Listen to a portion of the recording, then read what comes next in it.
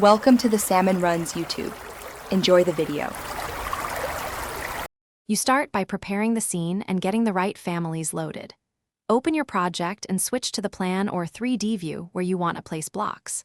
Load the family or component from your library, then choose Place a Component and pick an insertion point.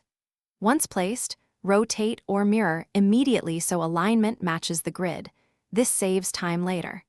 Make sure to set the correct work set and level before placing, because family context affects positioning and hosted behavior. Once your blocks are in, you refine them with alignment and edits. Use the Align tool to snap to grids, faces, or levels, then move or rotate for precise placement. You'll avoid clashes this way.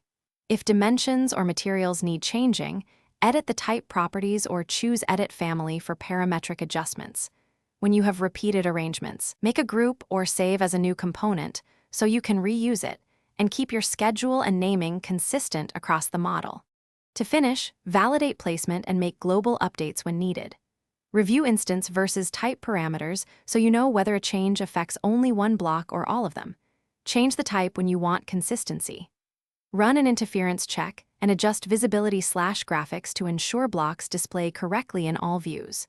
If something fails, the block won't place or behaves oddly, inspect host requirements, elevation offsets, and family constraints. Fixing those typically resolves placement errors quickly, and then reapply alignment.